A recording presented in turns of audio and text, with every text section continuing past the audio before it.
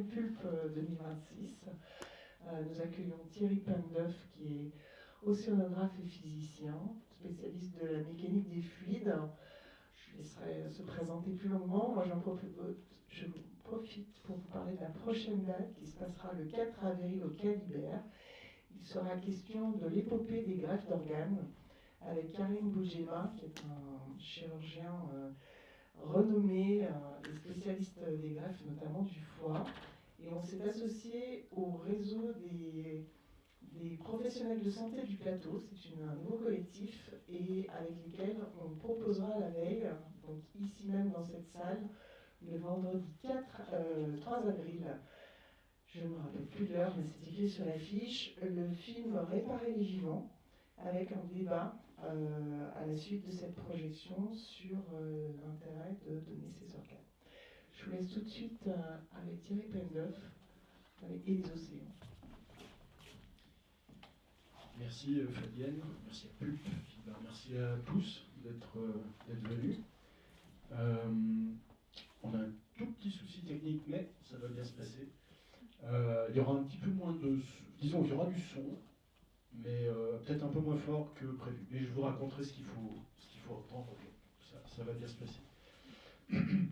Donc, oui, je suis océanographe, au CNRS, à Grenoble, ce qui fait toujours rigoler les gens, mais bon, après tout, parler de l'océano en Haute-Loire, c'est un peu pareil, c'est pas pire. Donc ça va, j'assume. Donc je suis aussi musicien amateur depuis que je suis petit, et je vais vous raconter un petit peu comment ces deux dimensions, disons, un petit peu inspiré ce travail que j'ai proposé à Juliette Tudos, qui est venue, qui m'a envoyé un message il y a 2 ans, un peu plus, et qui m'a fait part de son envie de faire quelque chose. Elle avait 2 mois de stage, et donc c'est un peu bas, là, je ne sais pas si tout le monde me voit, mais donc elle était en licence avec tout le cursus musicologie physique.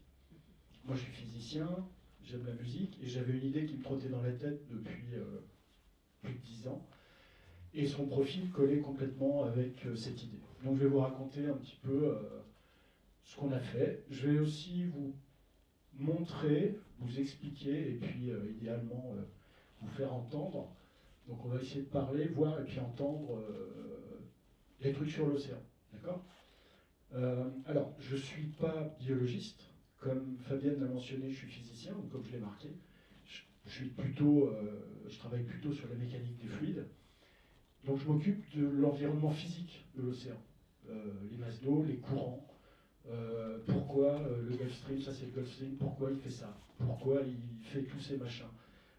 C'est quoi ces trucs-là ? C'est quoi les trucs colorés là-haut ? Donc je m'occupe des courants et de la mécanique des fluides de l'océan global. Donc je ne suis pas un spécialiste des animaux, et pourtant c'est à eux qu'on pense quand on parle de son dans l'océan. Donc je vous ferai entendre d'autres choses issues de l'océan.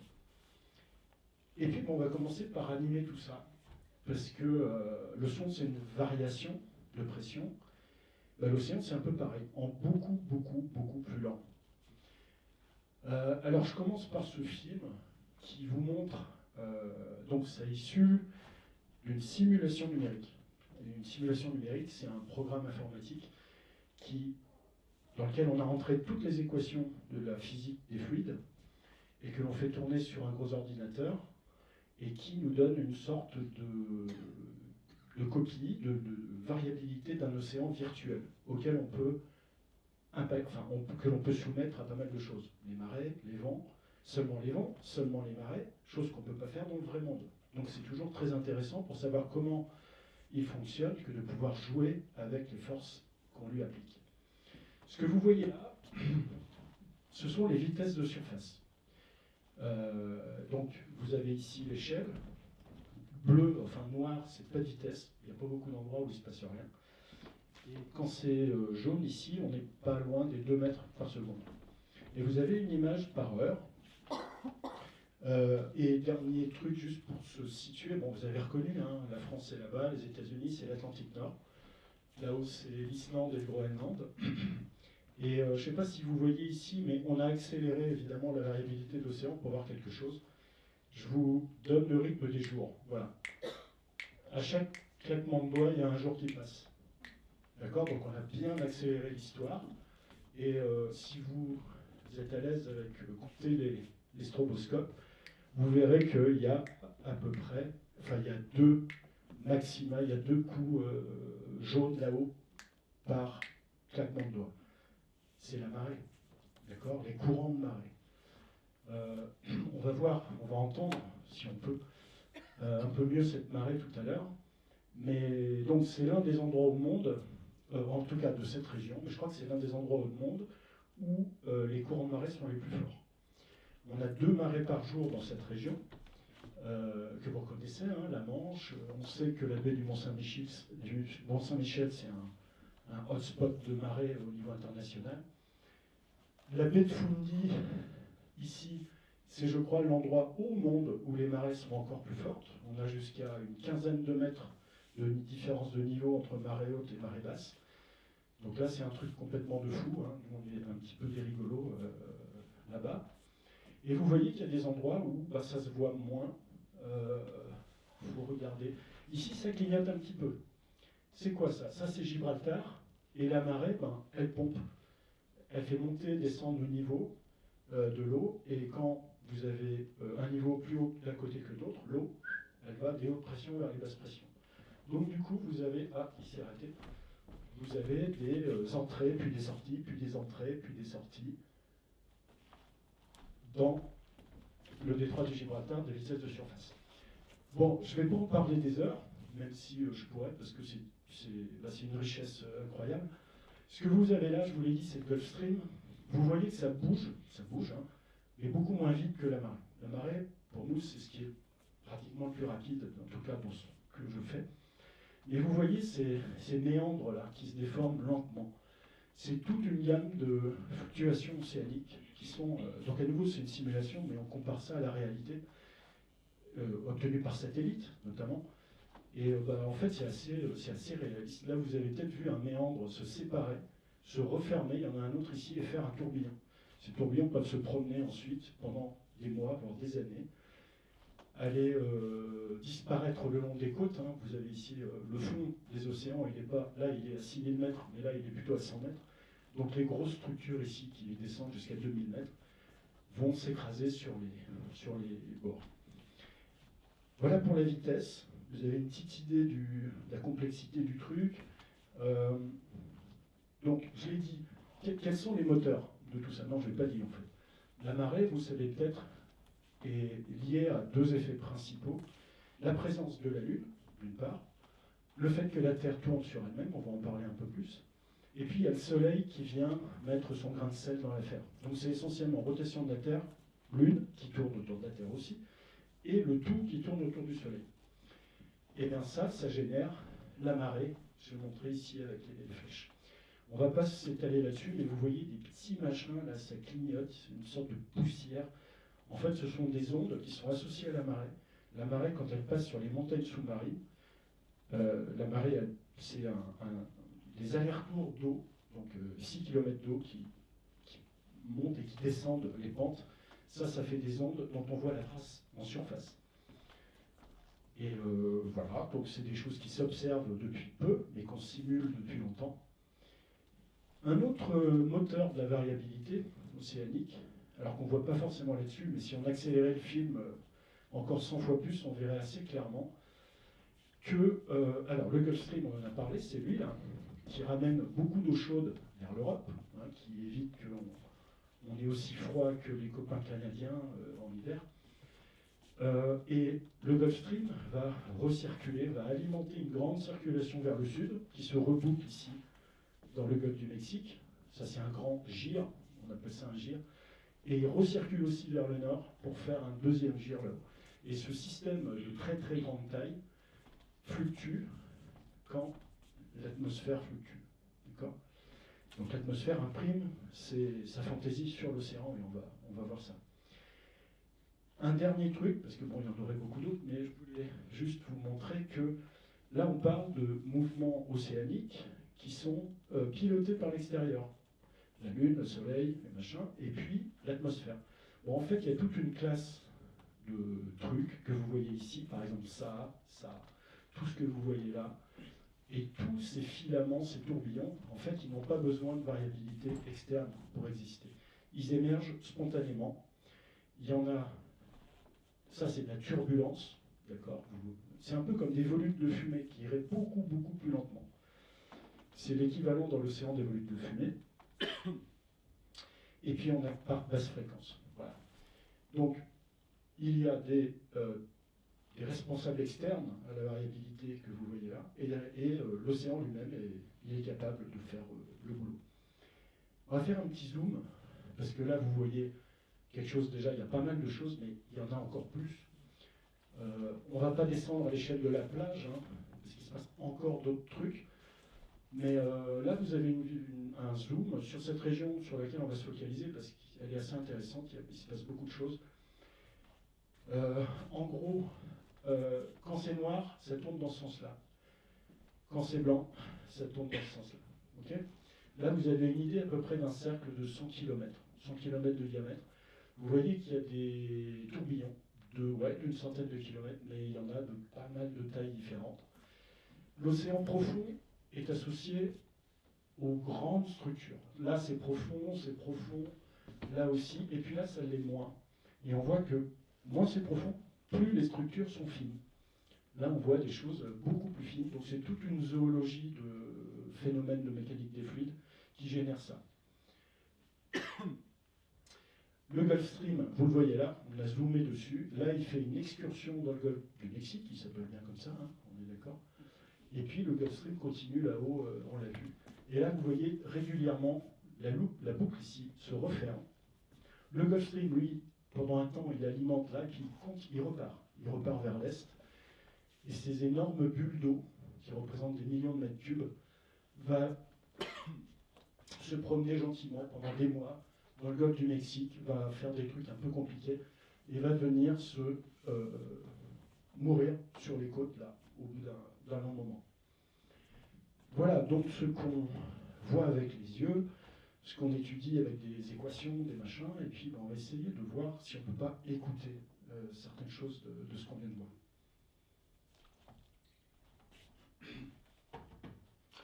Alors, je vous ai parlé de l'idée qui m'avait trotté dans la tête il y a déjà plus de 10 ans. Ben, c'est l'image du tambour. Moi, je travaille, entre autres, sur la hauteur d'eau. La hauteur de l'océan, on a vu, elle est modulée par les marées, ça monte, ça descend, ça monte, ça descend. Mais pas que. Ce que vous voyez ici, c'est une animation, toujours pareil, avec une fréquence journalière. Vous voyez ici le compteur, ça change tous les jours. C'est un petit peu moins accéléré, mais vous voyez toujours des hauts et des bas. Le haut, plus 3 mètres, c'est rouge. Le bas, moins 3 mètres, c'est bleu. Et ça, c'est les hauteurs d'eau, c'est les marées qui se promènent autour des îles et des continents.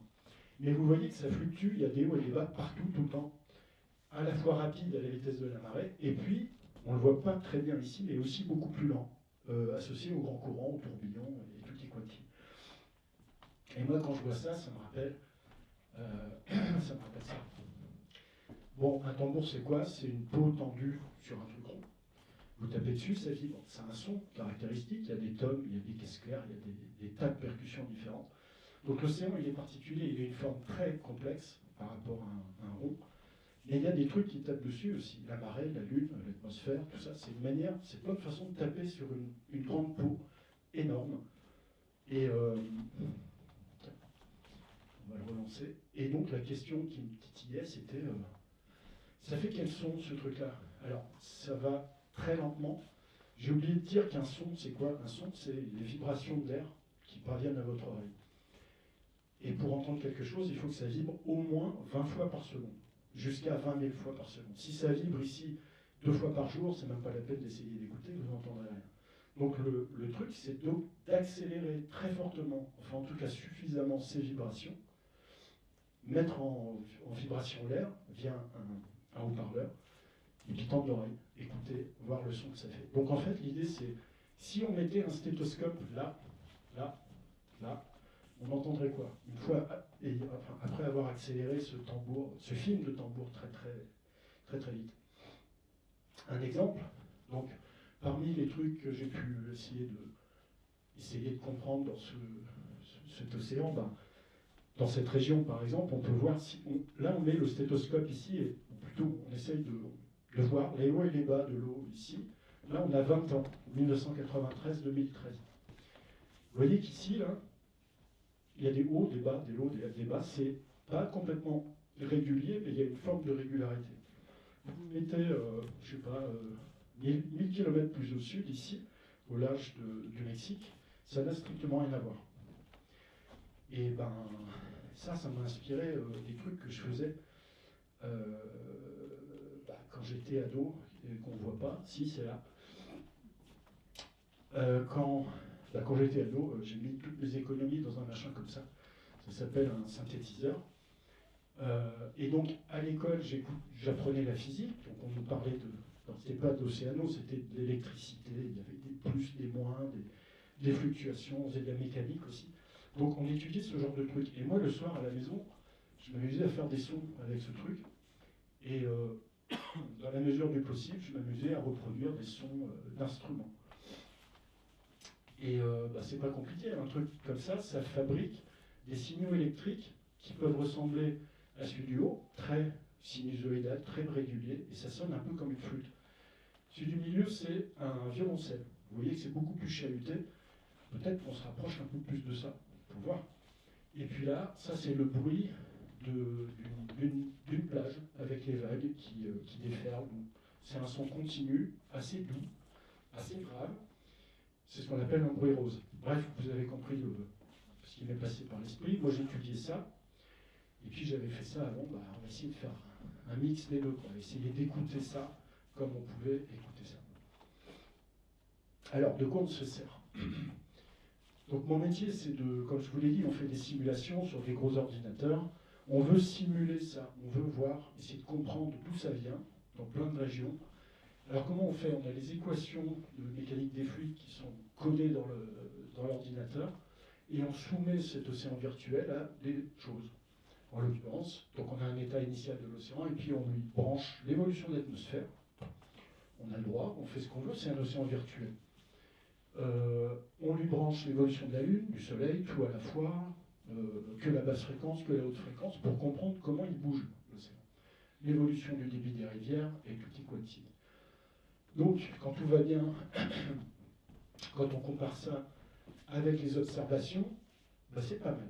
Et on travaille beaucoup à la comparaison entre nos simulations et puis l'océan réel, que l'on connaît grâce à pas mal de systèmes d'observation. Il y en a toujours beaucoup moins que dans l'atmosphère, mais typiquement, on a des satellites, on a des avions, des bateaux océanographiques, des robots autonomes, des tas de trucs, des choses qui sont fixes sur les continents. Donc on récupère toutes ces observations et puis on essaye de voir si c'est pas trop mauvais. Bon, il y a des endroits où ça marche bien, des endroits où ça marche un peu moins bien. Alors ce qui est intéressant avec ces simulations, comme je vous l'ai dit, c'est qu'on a accès aux contributions individuelles de ces braves moteurs à ces fluctuations. Donc on peut dire une partie de ce signal, de ces choses-là, est liée à la Lune, donc peut-être la marée, ou une autre partie au Soleil, l'atmosphère. Puis on parlera de ce brave océan qui est capable de bouger tout seul aussi, ça c'est mon dada. Est-ce qu'il serait capable de générer une partie de tout ça, ou c'est l'atmosphère qui est responsable? Alors c'est là que je vais essayer de vous faire écouter un certain nombre de ces choses, les fluctuations liées à tout ça. Alors on va creuser les doigts, on a eu un petit problème de son. Mais le principe, comme je vous l'ai dit tout à l'heure, c'est de prendre ça. Donc là, il y a tout qui est mélangé, mais on peut prendre juste le rôle de l'atmosphère. On accélère suffisamment les fluctuations lentes de l'océan, de manière à ce qu'on ait entre 20 et 20 000 vibrations par seconde, que l'on balance dans un haut-parleur, et puis on tend l'oreille. Et puis on va voir si ça fait des sons, si c'est intéressant, si ça dépend de la région. Et vous allez voir, si vous l'entendez, que oui. Alors, juste avant de passer aux résultats eux-mêmes, je me suis amusé à dire, ok, première chose, y a-t-il des films de 12 heures qui qui ont fait un plan fixe de la marée. Ben, j'ai trouvé ça rigolo. J'ai accéléré 30 000 fois. D'accord? Ça fait un paquet. Donc là, vous avez typiquement 12 heures qui tournent en boucle. On voit que c'est pas montée, descente, montée, descente. Il y a un petit machin là, à ce moment-là, pouf, pouf. Donc c'est pas si simple que haut et bas. Et vous voyez que pour commencer à voir quelque chose qui bouge, il faut l'accélérer considérablement. Et pour voir un haut-parleur, le voir à l'œil nu vibrer, il faut le ralentir fortement. Moralité, pour entendre ça, il faut effectivement l'accélérer de 30 000 fois, mais le remultiplier par 300 pour avoir un truc qu'on peut entendre. Donc c'est ce qu'on a fait. Enfin, c'est ce que Juliette a fait sur son ordinateur. Alors on va essayer d'écouter la marée. Je vous le fais court. Alors il y a peut-être un point clé. Je vous ai parlé de moteurs de la variabilité océanique qui viennent des astres, Lune, Soleil, rotation de la Terre, et puis des choses qui viennent soit de l'atmosphère, soit de l'océan lui-même. Bon, bah, vous allez, je l'espère, entendre que dès que quelque chose est astronomique, dès que c'est la rotation de la Terre, la Lune, le Soleil, vous allez avoir un son musical, un son harmonique. Et on verra qu'il y a du bruit aussi hein, dans l'océan quand on le met en son. Bon, c'est quoi la marée? La Terre est là, la Lune est là, donc tout ça, la Terre tourne, la Lune se promène et l'ensemble tourne autour du Soleil. Il y a un truc qui est simple, puis un autre qui l'est moins. Un truc qui est simple, c'est que quand la Lune est là, elle attire l'eau vers elle. Dès que vous avez deux masses en présence dans l'espace, elle s'attire. Donc c'est la partie molle qui est le plus attirée. Donc on a une marée haute. Quand vous êtes à la plage ici, vous êtes à la marée haute. Il y a un effet plus compliqué lié aux forces centrifuges que je vais passer un petit peu sous silence, qui fait que, en fait, quand la Lune est là, vous avez aussi une marée haute aux antipodes, de l'autre côté de la Terre. Et ici, marée basse. Okay, donc voilà, c'est ce que j'ai marqué. La Terre, elle tourne. D'accord? Donc si vous étiez à la plage ici, donc en 24 heures, vous allez revenir ici, et 6 heures plus tard, vous êtes là. Donc vous étiez en marée haute, marée basse. 12 heures plus tard, la Terre a tourné, vous êtes à nouveau en marée haute. Donc toutes les 12 heures, la marée basse, et 12 heures plus tard, marée haute. Ce qui explique que dans beaucoup de régions, pas toutes, dans beaucoup de régions, il y a 2 marées par jour, mais il y en a d'autres où il n'y en a qu'une. On essaiera de voir ça. Et puis, ça c'est un truc que les marins et les marines savent, puisque la Lune tourne autour de la Terre en plusieurs jours, en fait on a une alternance de fortes marées et de faibles marées. Et ça, quand on regarde l'évolution en fonction des jours de la hauteur d'eau liée à la marée, on voit qu'il y a des moments où ça varie énormément, enfin beaucoup, et puis quelques jours plus tard, beaucoup moins. C'est vives eaux, mortes eaux, vives eaux, mortes eaux. Quand on met ça en musique, vous allez voir, j'espère, vous allez avoir un son astronomique, et puis un volume qui est fort, faible, fort, faible, fort, faible. C'est ce qu'on appelle un effet trémolo que les guitaristes connaissent bien. Voilà ce à quoi ça peut ressembler. On va écouter. Alors, je vais coller mon micro sur mon ordi en espérant que vous allez l'entendre. Je suis désolé. Le problème, il est là. En tout cas, voilà. On se focalise sur cette région. Bon, on regarde ça d'abord. Ça, c'est quoi? C'est une autre simulation informatique dans laquelle on a représenté que la variabilité de la hauteur d'eau entre plus de mètres, moins de mètres. Donc quand c'est bleu, c'est plus bas. Quand c'est rouge, c'est plus haut. Donc là, il n'y a que la marée à l'échelle globale. Et vous voyez qu'il se passe des trucs un peu partout. Ça tourne comme ça. Donc c'est assez complexe, mais c'est très répétitif. C'est extrêmement prévisible parce que c'est les astres. À nouveau, c'est très régulier. Donc, si on regarde cette région, j'ai suggéré à Juliette, déjà pour avoir une idée, une anticipation de ce qu'on peut entendre, d'estimer a priori, là où on a des signaux plutôt de 2 jours, d'une journée, là on a une marée par jour, les grands trucs que vous voyez, et là on a des signaux qui sont 2 fois plus rapides. Les musiciens parmi nous, ils sauront qu'ici on a un son grave, et là on a le son aigu, à l'octave de dessus. Et ça, c'est un peu une cartographie a priori. Quand c'est bleu, on a un son grave, d'accord, dans toute cette région. Le rouge, on va avoir un son aigu, et le bleu, le vert, c'est un peu entre les deux. Alors, le petit point Le rond là, il va se promener un peu partout et j'espère que vous allez pouvoir entendre quelque chose.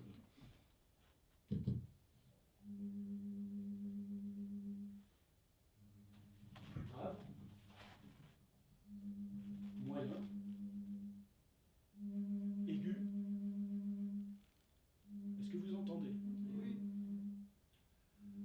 Est-ce que vous entendez le trémolo?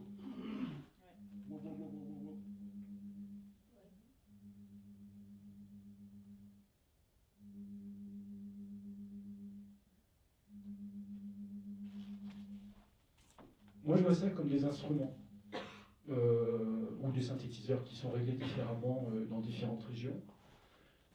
En tout cas, ça dit quoi? Que le grand tambour océanique, il est vraiment compliqué parce que vous vous déplacez parfois de 500 km et le son a complètement changé. C'est pas juste le son, mais le son vous indique via les oreilles des choses que les physiciens étudient avec des équations et avec leurs yeux, avec les spectres, avec d'autres trucs, avec des séries temporelles.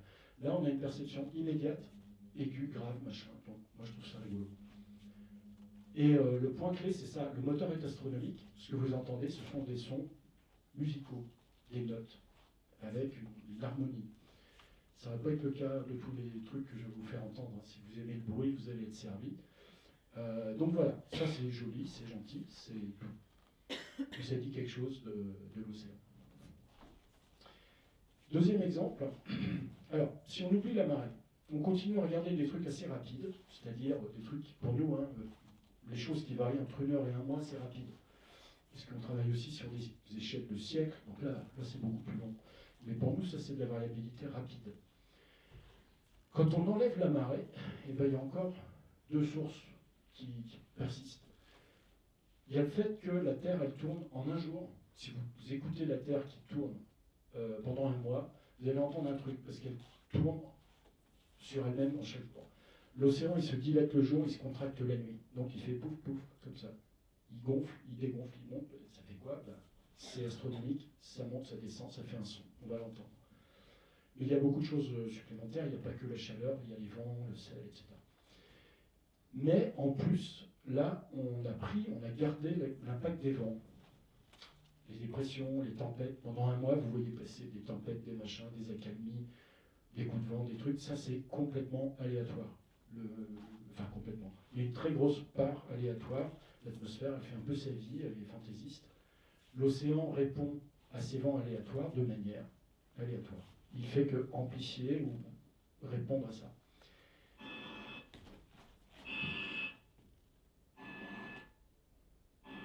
C'est moche, hein? Vous l'entendez, la petite note, hein? Et le bruit derrière.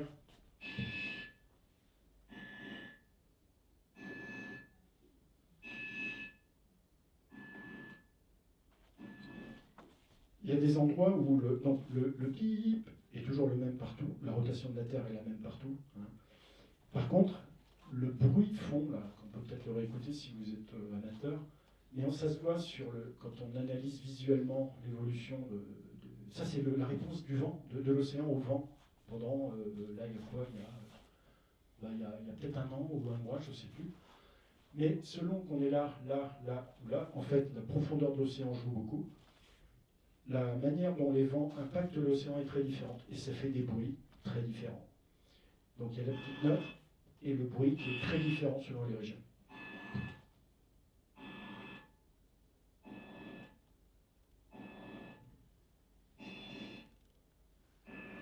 À nouveau, voilà, avoir une idée instantanée avec l'oreille de choses qui sont finalement peut-être plus dures à appréhender avec les yeux. Voilà, c'est un complément. Allez, on revient à un truc plus sympa, plus joli, d'accord?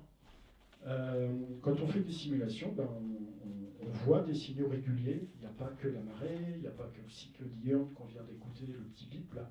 Il y a un truc beaucoup plus lent, 365 fois plus lent, qui est la rotation de la Terre autour du Soleil. Encore un truc astronomique, régulier, dont on peut se demander s'il n'est pas musical. D'accord? Moi, à mon avis, si, hein, c'est régulier, c'est astronomique, il n'y a pas de raison.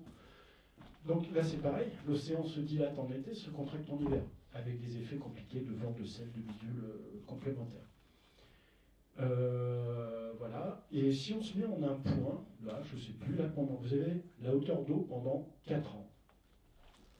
Alors, on a fait la moyenne chaque année de ce que voit l'océan. Chaque année diffère l'une des autres. Bon, voilà. Mais ça, c'est ce qui se passe tous les ans, de façon inchangée. On voit un truc très régulier, du haut, du bas, chaque année. Bon.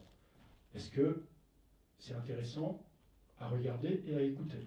Ben, moi, je trouve que oui. Vous allez entendre plein d'instruments différents en fonction du point où on est.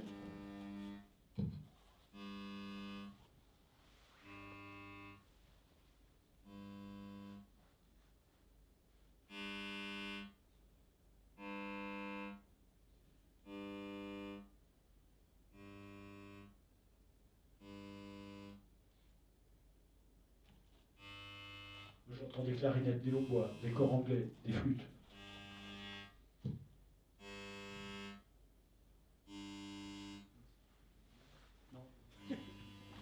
Pas vraiment. Bon, bref, c'est des sons peut-être qui ressemblent à ce qui sortirait d'un synthétiseur. En tout cas, vous voyez que la rotation de la Terre autour du Soleil génère, selon les endroits, des fluctuations complètement différentes. Et ça, c'est lié, si vous voulez, la Terre est comme un résonateur.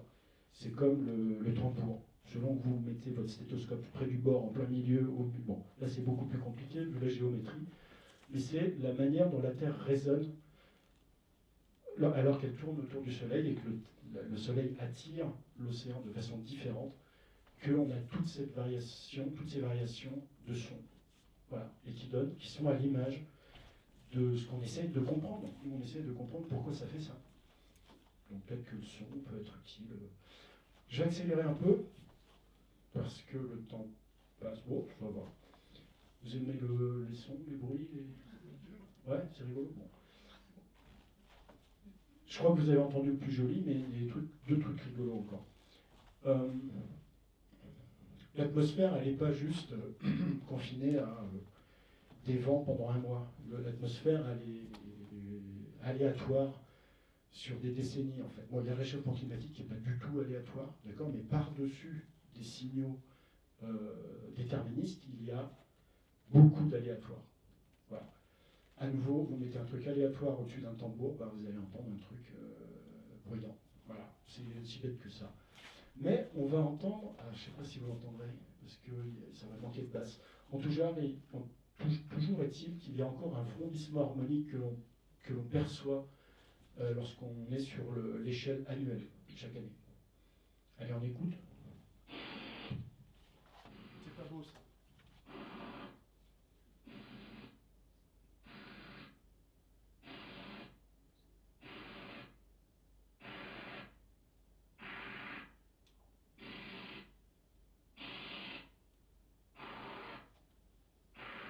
Bon, différents types de fluctuations, hein, si vous voyez ce que je veux dire. Mais qu'est-ce qu'on perçoit? On perçoit la nature aléatoire de l'atmosphère et de la réponse à l'océan. Voilà, c'est qui n'est pas forcément évident. Et puis, je ne sais pas si vous avez entendu ce vrondissement.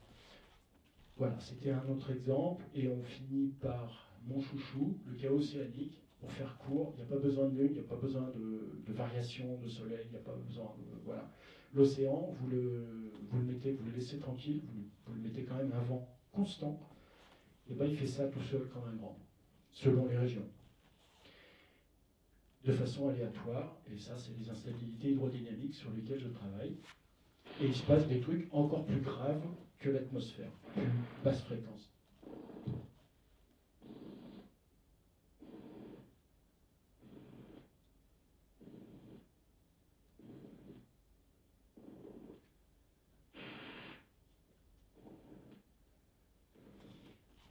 Voilà, on a séparé pas toutes les composantes, mais en plein de composantes, ce que quelqu'un qui mesurait la hauteur d'eau ici ou ailleurs pendant 20 ans, il entend la somme de tout ça, mais il ne peut pas l'entendre. Il faut déjà découper tout ce qui mesure en fonction de l'origine, ça il faut des simulations numériques, il faut accélérer chacune de ces découpes, et puis regarder et écouter ce qui se passe, pour commencer à comprendre de quoi le signal est fait finalement. Donc voilà, il y a de tout. Il y a du chaos océanique, du chaos atmosphérique, la réponse de l'océan, la lune, le soleil, le machin. Et puis ce bruit-là, il peut dépasser la réponse à l'atmosphère. Donc l'océan, il peut être capable d'en redire. à l'atmosphère. Bon, on a fait un petit tour. Je voulais juste donner quelques petits points de conclusion. Bon, on a mis l'océan au diapason, ça a duré 2 mois. Avec Juliette, on n'a pas pu aller très loin, mais je trouve qu'on s'est bien amusé. Et puis, il y a pas mal d'expressivité, notamment. Il y a de l'harmonie, il y a de la réponse au forçage astronomique. Je m'attendais à ça, mais je ne m'attendais pas à ce qu'il y ait une telle variabilité de timbre. Les musiciens parlent de timbre, une trompette, un pipeau, un machin, un violon. On les distingue immédiatement parce qu'ils n'ont pas le même timbre. Les astres fabriquent de l'harmonie. Alors, ce n'est pas du développement personnel, mais c'est de la physique. Il y a aussi beaucoup de bruit, parce qu'il y a de l'aléatoire. Hein, c'est la mécanique des fluides, la turbulence. C'est un bazar. C'est un bazar qu'on étudie quand même. Il a des spectres, il a des échelles, il a des fréquences qu'on peut entendre. Mais c'est quand même bien compliqué. Et puis ces sons, ils dépendent fortement des régions. Hein. Le tambour, il est compliqué. Vous allez en rade de Brest ou en rade de Douarnenez, c'est pas du tout le même son que vous allez avoir. Alors pourquoi on a fait ça? Déjà, pour s'amuser. Hein. Moi, je trouvais ça bien rigolo. Et puis, pour explorer cette idée de perception immédiate. Quand on entend un son, on sait tout de suite, c'est une guitare, c'est une clarinette, un machin, et ça va beaucoup plus vite finalement que de regarder des signaux physiques. C'est complémentaire à la vue, bon, donc ça peut être marrant pour les scientifiques.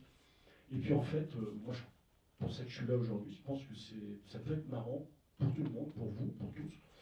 Puis pour les malvoyants, j'y ai pensé en voyant une collègue, j'étais à Glasgow il y a 10 jours pour un grand congrès d'océano, et j'ai vu de loin, je posais la voir, une collègue qui est l'une des seules océanographes aveugles que je connaisse, elle est américaine. Elle a perdu la vue ces 15-20 dernières années progressivement, et elle continue à travailler, et elle met en œuvre des trucs un peu comme ça, et je l'ai appris plus récemment, pour traduire en son. Ça se fait en astronomie aussi. Il y a une grande astronome qui traduit en son des signaux d'ondes, hyperfréquences, je ne sais pas. Et du coup, elle a remplacé ses yeux par les oreilles. Et je me dis que ça ressemble un petit peu à ce qu'on essaye d'explorer. Ensuite, moi j'aimerais bien, en fait, collaborer avec des musiciens qui pourraient être inspirés par ce genre de son un peu exotique. Et pour ça, ce serait bien d'avoir un instrument interactif. Moi, j'imagine un clavier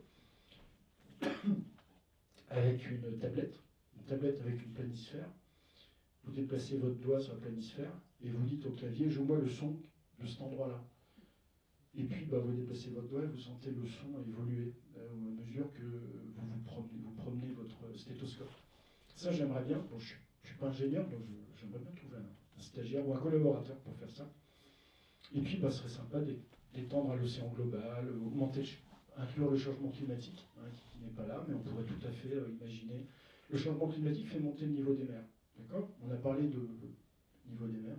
On pourrait, par exemple, la hauteur du son que vous avez entendu toujours, ça fait la faire fluctuer en fonction de l'évolution du changement climatique ou de la montée du niveau des mers, justement. Voilà. Je crois que dans le programme de cette conférence, c'était donné ce petit site web, l'adresse du petit site web que Juliette a eu le temps de mettre en œuvre, où elle décrit un petit peu les idées que je vous ai expliquées. On peut écouter à peu près tous les sons que vous avez entendus. Donc là, il y a un petit QR code. Et puis voilà, moi je voudrais vous remercier pour votre attention, pour l'invitation déjà, et puis pour votre écoute. J'espère que le son a été suffisamment perceptible pour être intéressant. Et je vous laisse avec une dernière animation que je trouve assez chouette, parce qu'elle me ramène près de là où j'ai appris l'océano, à Brest. Quand on regarde bien, il y a l'île d'Ouessant, il y a l'île de Saint. C'est une simulation numérique. Ce que vous voyez là, c'est la température. Donc là, on a coupé la marée. D'accord, on s'est amusé pour ça fait quoi sans marée? Ça fait ça. C'est la température de surface. On est en janvier, là. Vous voyez les jours qui passent, les heures. La température va de 6 degrés dans les zones blanches, tout là-haut, là, du côté du Canada, là où il fait froid, jusqu'à 16 degrés, là, au large de l'Espagne. Et tout ce que vous voyez, c'est la turbulence, c'est le chaos océanique. Et là, c'est la température. On pourrait très bien mettre ça en son. Pourquoi pas? Il n'y a pas que... L'océan, c'est pas qu'un tambour, c'est des tas de choses. C'est en 3D, il y en a de partout. Donc voilà, je vous laisse avec cette image ou avec le QR code, c'est comme vous préférez. Merci encore pour votre attention.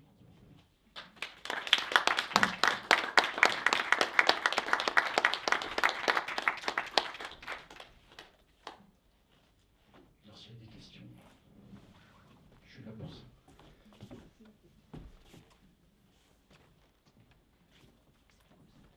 Bonjour. Pendant que vous avez raconté tout ça, je me suis posé une question que vous vous êtes peut-être posée.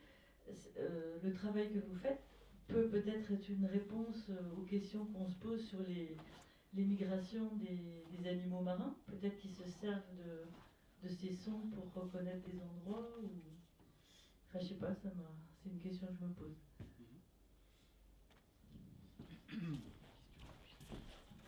J'ai pas pensé, mais c'est... En tout cas, pour entendre ces sons-là, pour percevoir ces sons-là, il faut des oreilles particulières. Soit c'est pas des oreilles, peut-être qu'ils le sentent avec leur peau, des fluctuations de pression, d'accord. Mais je pense qu'il y a du vrai. Les infrasons, qui sont les sons qu'on ne peut pas entendre parce qu'ils sont trop graves, sont perceptibles à certains animaux, mais pas à la fréquence de la marée, je ne crois pas. Par contre, les animaux qui vivent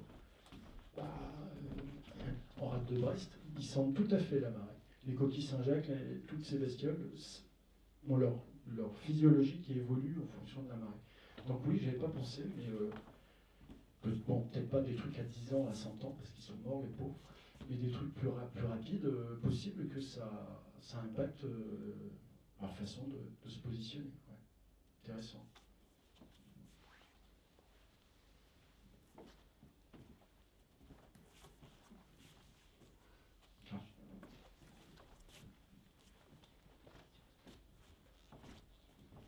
Bonjour, oui, je voulais savoir si en fait ça c'est un outil. Est-ce que cet outil vous avez permis en fait de comprendre davantage de choses et quelles conclusions vous en avez tirées en fait? Moi je perçois comme un outil en fait.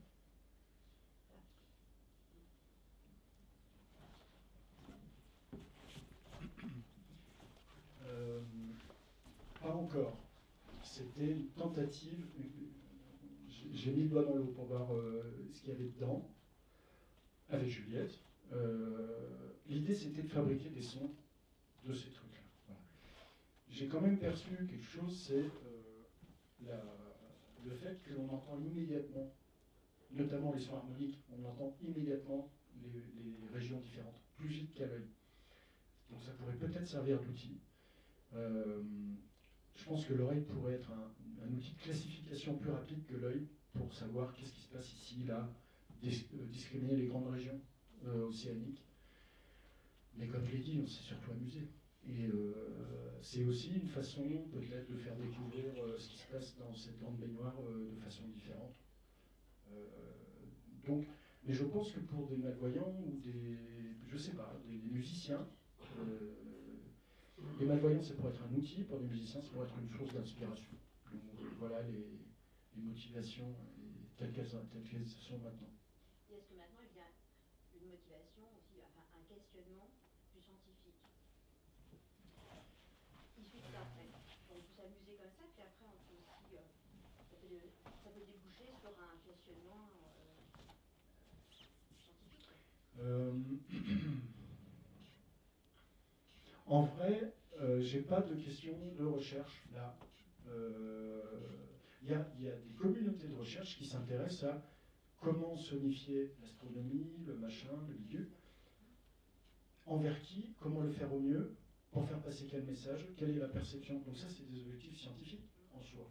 Comment sont perçus les sons, qu'est-ce que ça dit, est-ce que les sensibilités évoluent face aux changements environnementaux quand on écoute.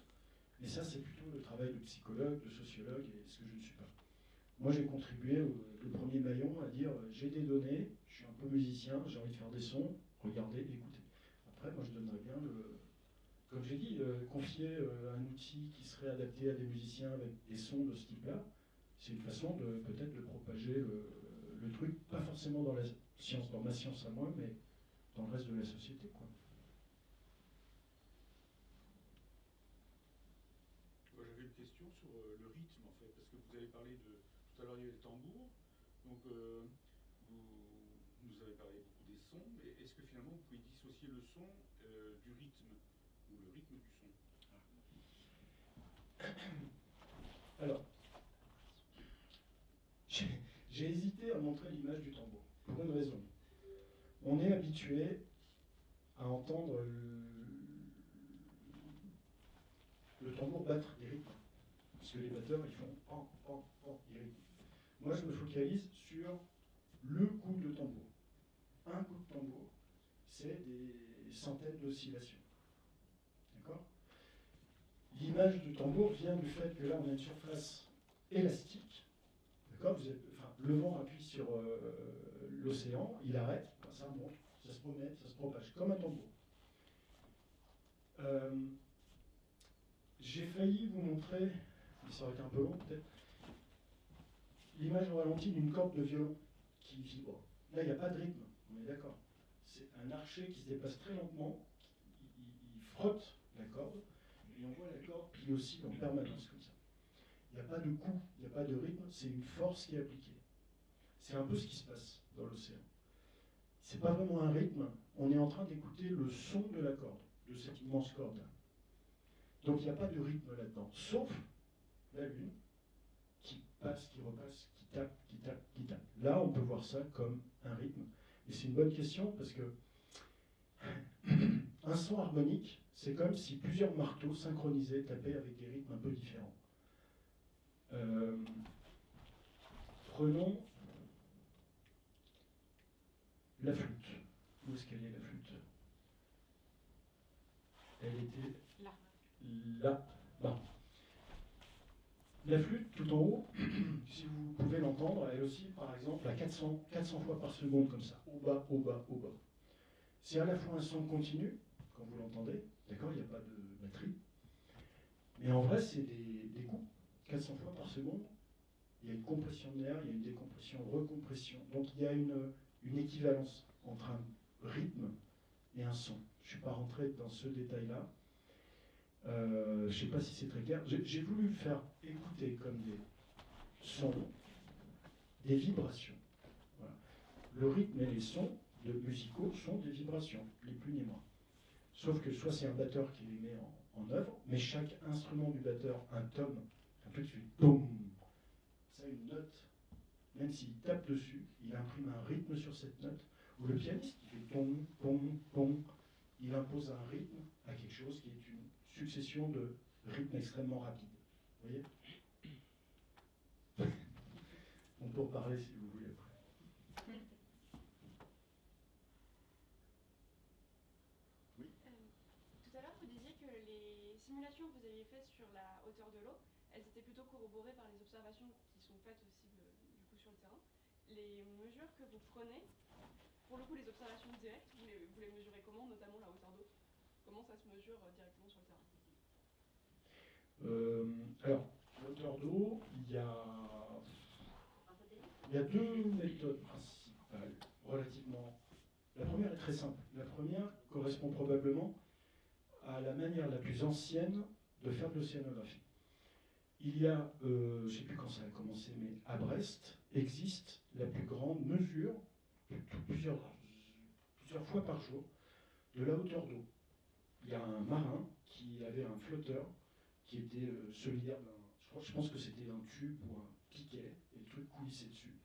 Et on disait, va noter la hauteur du truc. Cette série temporelle, elle date du milieu du 18e. Je crois que ça a commencé en 1700, quelque chose. Louis XIV et compagnie, je pense, devaient savoir comment attaquer les Anglais en présence de tout ça. Donc ça, c'est simple. Ça, c'est des marégraphes. Enfin, simple. C'est pas si simple, mais.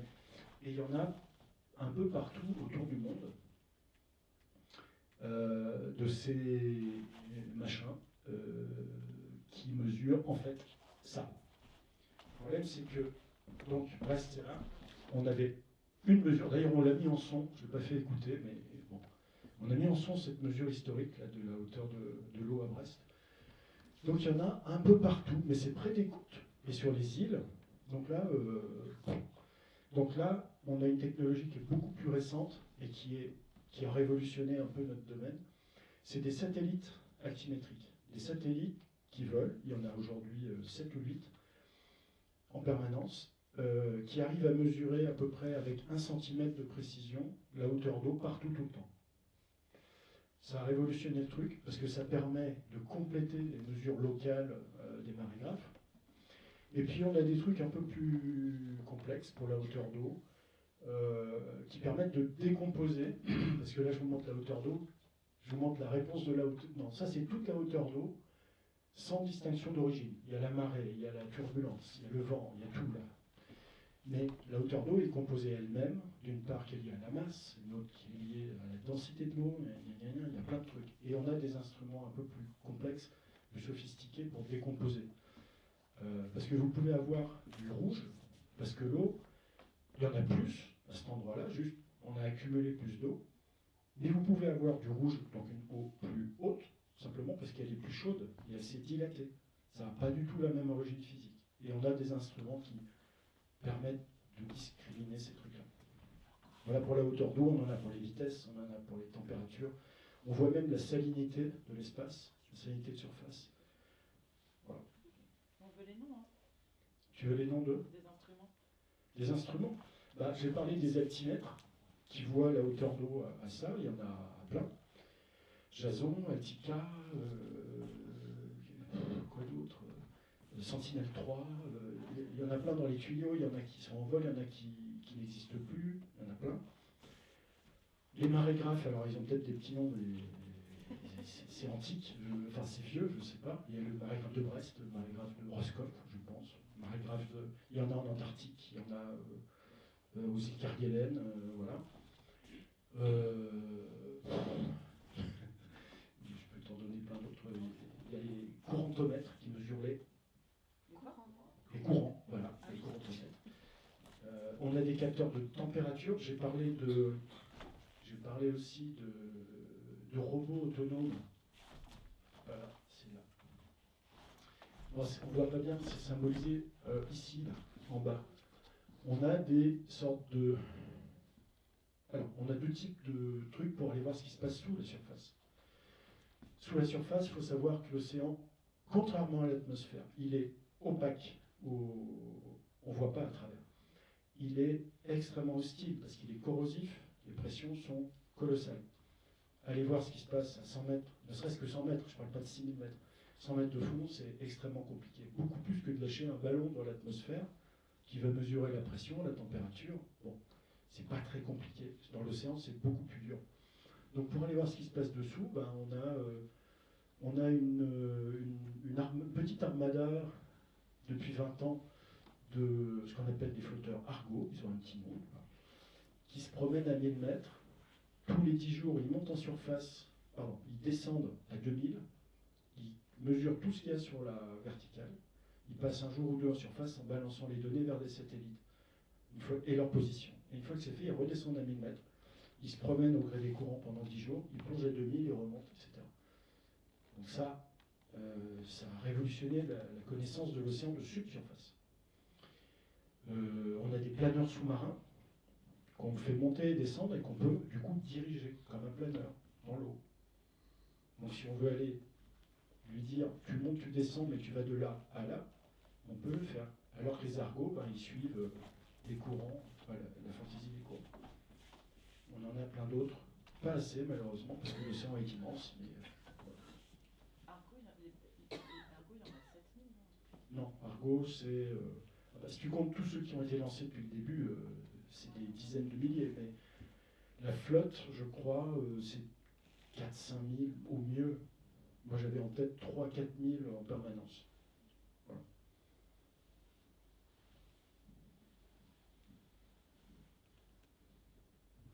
Les gens sont fatigués, je comprends. Est-ce qu'il y a d'autres trucs ici? Est-ce que vous voulez entendre les sons? Non, c'est bon. De toute façon, les sons, ils sont au bout du QR code, hein, si ça vous intéresse. Oups. Ils sont là. Donc je vous laisse ça si ça vous amuse. Et puis si vous avez d'autres questions, moi je suis dans le coin. Pas pour trop chaud. Hein, mais... de jumeaux. Merci Thierry. Merci. Merci à vous.